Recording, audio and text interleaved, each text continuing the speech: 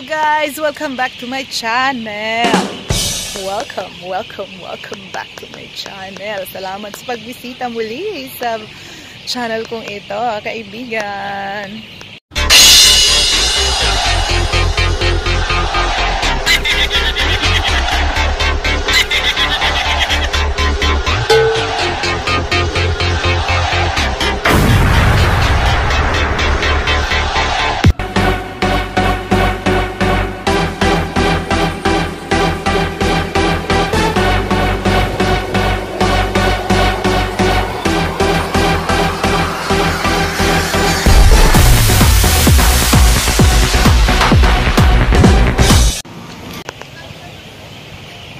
Wow! Guys, may Christmas tree na! Dito tayo! Ay! Bawal pumasok. Di tayo makakapasok. Hanggang gano'n na lang tayo, oh. Magliliwaliw na lang po ulit tayo. Para sulitin yung ating, pahinga. Araw ng pamamahinga. Hello guys! Welcome back to my channel. Ipapakita po sa inyo kung ano yung nasa likod ko. Merry Christmas! Maganda dito guys sa Hong Kong kasi nagse-celebrate, maraming nagse-celebrate na mga tao, na mga Chinese pala. Kasi sa napansin ko lang sa ibang bansa hindi sila nag-celebrate. Singapore nga hindi ko masyado nakita yung nag-celebrate sila, nag-display sa mga mall. Sobrang tahimik. Pero iba yung celebration nila doon. Pero dito, marami nagse-celebrate na Christmas season.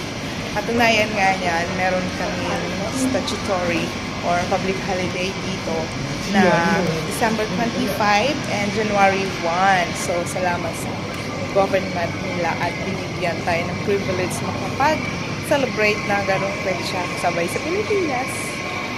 Bili muna tayo ng saging at persimmon, guys. Favorite natin.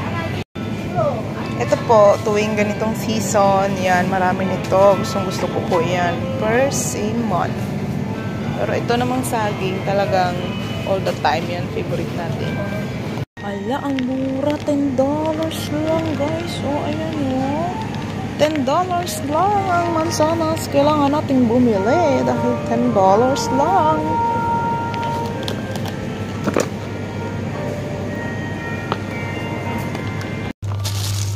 Pala yung paborito natin sinapay guys. Yan, mura siya. $16.50 lang. Yan, ito. At itong wet bread. At ito, 3 kilo. So, ayan na nga guys. Nakabili na tayo ng pangkonsumo nating extra sa buong 1 week. Mga Cusco ba? Mga pwesto-pwesto na maliliit lang. Yung mga negosyante dito nagpo-promote ng kanilang mga paninda at ito na nga kagaya nito ng mga pagkain ito. O ayan, diba? Parang ang sarap bumili kaya lang mas mahal. Nagtitipid tayo. Ewan ko, para pa sa pangmayaman lang siguro to. Ayan po, yun, kung makikita nyo, maraming mga paninda. Ayun pala yung aking pinagvideohan dati na Christmas trees na mataas. Buti pa sila dito talaga nagsi-celebrate ng Christmas season. O, ayan o. Marami pong mga kumpanya yung nagdi-display dito ng kanilang mga produkto. Yan. Ayan o. Nakatry na po ako niyan. So, pinakita ko na lang sa inyo. Pero masarap din naman. Grabe no, sisipag nila. Para din sila mga Pinoy. Talagang nagdi-display sila. Yung mga nasa pwesto po na yan ay may mga panindang lote, bahay. Ayun. Parang sa Pilipinas nga talaga. At merong mga pagkain din. May makikita ka ding mga nagbibenta ng mga appliances. Ng kanilang mga bags. Meron pa ngang mga silver, mga chuchibureche, mga alahas pa na mga silver and gold. So, ayan po. Yan, nag-enjoy lang naman po ako. Kasi ako po ay nakauwi na ng bahay dahil off ko. Kaya lang may nakalimutan akong bilhin ng mga prutas at mga tinapay at juices ko for 1 week. Kaya ako ay balik dito sa market sa subdivision namin. So ayan guys, mga chichiburichi.